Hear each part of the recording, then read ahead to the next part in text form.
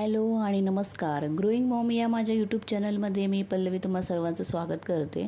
आता या बाजूला चांगलं लाईट येत नाही कारण की आमच्या विंडोज ज्या साईड आहेत तर त्या म्हणजे सूर्यप्रकाश जो आहे तर ती बाजूच्या समोर बिल्डिंग दिसते त्या बाजूने येतो, त्यामुळं आमच्याकडे जास्त प्रकाश नसतो, त्यामुळे तुम्हाला इतका लाईट दिसत नसेल. तर ही जी मांडणी आहे तर ती मी किचनमधून काढून ठेवलेली आहे, कारण की आता रुद्र किचनमध्ये एंटर करतो, काही ना काही हात लावतो, उघडायला वस्तू घ्यायला बघतो, त्यामुळे इथे ठेवली. पण इथे ठेवल्यानंतर तुम्हाला माहिती की आपण एखादी वस्तू ठेवतो की त्याच्यावरती आपोआप दुसऱ्या वस्तू येऊन तिथे जागा घेऊन बसतात. तर तसंच झालेलं आहे काहीसं की ज्या न लागणाऱ्या वस्तू आहेत तर त्यांनी या मांडणीमध्ये जागा घेतलेली आहे. तर इथे त्यांचं काही कॅम्पिंगचे जे सामान असतं तर त्याची बॅग आहे. आणि आज म्हटलं गुढीपाडवा आहे तर आधी सगळी लवकरात बाल्कनी क्लीन वगैरे करून घेऊया, त्याच्यानंतर इतर कामं उरकता येतील. तर किचन इथे बाल्कनीमध्ये आम्ही भरपूर अशा कुंड्या आहेत आणि त्याच्या खाली त्या प्लेट्स पण नसल्यामुळे ना माती पण बऱ्यापैकी तिथे बाहेर निघत राहते पाणी ओतल्यावरती, झाडांना पाणी घातल्यावरती. तर आधी कोरडं जे आहे तर ते झाडून घेते आणि त्याच्यानंतर जे आहे तर ते पाण्याने गॅलरी जी आहे ती बाल्कनी स्वच्छ धुवून घेणार आहे. आमच्याकडे बरीचशी झाडं आहेत, जास्त करून जास्वंदाची आमच्याकडे एक सफेद रंगाचं जास्वंद आहे, एक लाल रंगाचं मोठ्या फुलांचं जास्वंद आहे आणि एक गुलाबी रंगाचं आहे जे छोट्या साईजचं आहे. त्याच्यानंतर तगरचं झाड आहे. म्हणजे जी मोठी झाडं असतात ती आम्ही ह्या कुंड्यांमध्ये लावून घेतलेली आहेत, तर त्याच्यामुळे फुलं जी आहेत तर ती आम्हाला बऱ्यापैकी मिळत असतात देवपूजा करायला वगैरे. त्यानंतर मनी प्लांट पण आहेत आणि गवती चहा लावलेला आहे. गुलाबाचं पण गावठी गुलाबाचं झाड आहे आणि ते मोठ्या पानांचं जे तुम्हाला दिसते समोर तर ते एक लिलीचं झाड आहे. तर झाडं वगैरे घेतल्यानंतर मग मी काय केलं, एक मगभर पाण्यामध्ये थोडासा सर्फ जो आहे तो मिक्स केला आणि मग आधी थोडंसं काय करते की झाडून घेते, थोडंसं पाणी फिरवून घेते आणि कुंड्यांच्या मागे पण सुद्धा हे झाडांचा पालापाचोळा ते जमा होत राहतो, त्याच्यामुळे थोड्या थोड्या कुंड्या सरकवून ज्या आहेत तर त्या झाडून घेते. आता त्यांना उचलणं म्हणजे माती असते ना तेव्हा कुंड्या भरपूर जड झालेली असतात, त्याच्यामुळे त्यांना उचलणं थोडंसं कठीण पडतं, त्यामुळे उचलण्यापेक्षा मी ते सरकवून घेते. आणि झाडं जी आहेत तर ती बाल्कनीच्या बाहेरपर्यंत गेलेली आहेत ना, तर त्याचे फांद्या जे आहेत ते अलीकडे करून त्यांना म्हणजे पूर्ण झाडं सरकवावं लागतं ना, तर ते भरपूर मोठं आहे ते. बाल्कनीची जेवढी जागा दिसते तेवढं पण त्याचे फांद्या जे आहेत लांब लांबपर्यंत गेलेले आहेत. मी तेवढी रुंदीत बसत नाही म्हणून जास्त सरकवत नाही आहे आणि तिथले तिथं सरकवून काय करते की घासून घेते थोडंसं खराट्यानेच. इथे तुम्हाला एक नेट दिसत असेल ना, तर आमच्याकडे एक फिश टँक आहे. तर सध्या तो आम्ही काय केलं त्याच्यातला फिश जो आहे तर तो ह्यांनी रुद्रच्या पप्पाने त्यांच्या मित्राला देऊन टाकला आहे, कारण की एकतर जागेची कमतरता होती आणि म्हटलं की घरामध्ये लहान मुलं येतात, म्हणजे माझ्या नंदेचं किंवा दिराचं मुलं आले तर मुलं काय करतात ते फिश टँकमध्ये काही ना काही टाकत राहतात. मग रिस्क नको, काचेचा फिश टँक आहे म्हणून आता सध्या जोपर्यंत मुलांना समजत नाही तोपर्यंत फिश टँक आम्ही काढून ठेवला आहे. आणि नंतर ह्या जाळीचा उपयोग आहे ना, म्हणजे फिश जो आहे ना तो फिश टँकमधला तो काढून त्याला जेव्हा आपल्याला फिश टँकला क्लीन करायचं असेल तर त्याच्यासाठी केला जात होता. तर ती जाळी अजून अशीच आहे आमच्याकडे. फिश टँक पण आहे, तो आम्ही क्लीन करून ठेवला आहे. आता सध्या मी मांडणीवर ठेवला आहे तो उचलून, कारण म्हटलं की जेव्हा ते मुलं मोठे होतील त्यांना पण समजतं आणि मग ते त्यांनाही आवड निर्माण होते, म्हणून नंतर करता येईल, आपल्याकडे ठेवता येईल.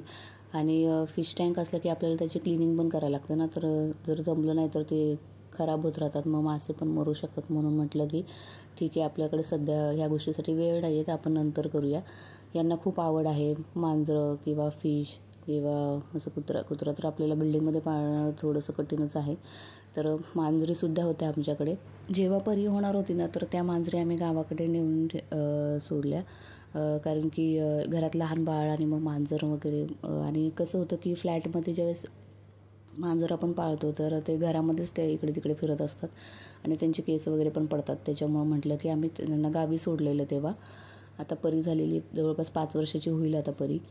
माझ्या मिस्टरांना झाडे लावण्याचा खूप छंद आहे आणि ते झाडांमध्ये पण सारखं काही ना काही खतपाणी घालत असतात, त्याच्यामुळं झाडं जी आहेत तर ती खूप चांगली राहतात. आणि त्याचबरोबरीने त्याच्यासाठी ते शेणखत पण गोळा करून आणतात, जवळपास मिळतं तिथून. आणि नर्सरीमध्ये पण खत वेगवेगळी मिळत असतात, तिथूनही आणतात. तर इथे आम्ही म्हणजे आमच्याकडे दुसऱ्या बाल्कनीमध्ये लिंबूचं पण झाड आहे, तर त्याला जवळपास आता 2017पासून आणलेलं आहे, तर त्याला लिंब पण लागतात आणि लिंब म्हणजे चांगली रसदार लिंब त्याला लागतात. लिंब मोठी व्हायला बराच वेळ लागतो, पण छोटंसं बोनसाय झाड आहे, पण त्याला मस्त लिंब येतात. आणि ही जी झाडं आहेत तर ह्यांच्यासाठी मी ना ती झाडं ठेवण्यासाठी ऑर्गनाईज करण्यासाठी प्लांटर मिळतं बघा, मग ते मी मागवलं होतं मिशोवरून. तर एका वेळी 2 मागवले होते, तर मला डिलिव्हर होताना एकच झालं. त्याच्यामुळं मग मी काय केलं की म्हटलं की दुसऱ्याचे पैसे पण मिळतील की नाही, म्हणून मग मी ना ते दोन्ही पण म्हणजे रिटर्नला टाकले. आणि त्यातले मग दोघांचेही मला पैसे मिळाले. जे आलं नव्हतं प्रोडक्ट त्याचेही पैसे मिळाले, आणि जे रिटर्न केलेलं ते मजबूत होतं, ते छान वाटलं असतं ते ठेवायला.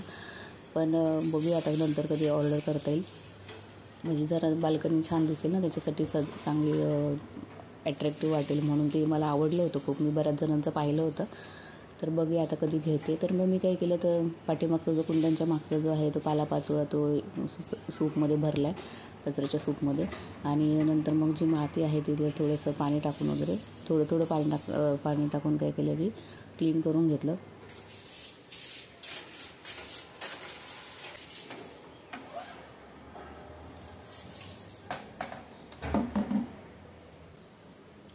बाल्कनीची तर क्लिनिंग झाली, त्यानंतर मग आंघोळ वगैरे उरकून मी म्हटलं भांडे वगैरे घासून घेऊया. पण काय झालं की माझ्या मोबाईलचं जे आहे तर ते स्टोरेज जे आहे फुल झालं, त्यामुळं मला नंतर स्वयंपाकाचा व्हिडिओ जो आहे तो रेकॉर्ड करता नाही आला. गुढीपाडवा होता, म्हटलं भांडे वगैरे क्लीन केल्यानंतर मग चांगले कपडे घालता येतील, म्हणून मग मी पहिल्यांदा घरचेच आपले कपडे घातले. नंतर मग मी भांडे वगैरे घासून झाल्यानंतर स्वयंपाक केला. त्याच्यामध्ये आम्ही बटाट्याची भाजी, चपाती, वरण भात आणि श्रीखंड आणलं होतं. तर तो काही माझ्याकडून शूट करता आला नाही, कारण की किती व्हिडिओ डिलीट केले तरी मोबाईलचं जे काय स्टोरेज फुलच दाखवत होतं.